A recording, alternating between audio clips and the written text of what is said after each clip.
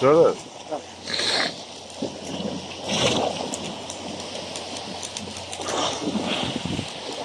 Evet, Fiter Hasan ustamız çapamızdaki sıkıntıyı gidermek için akrobacı hareketlerle aşağı inmiş durumda.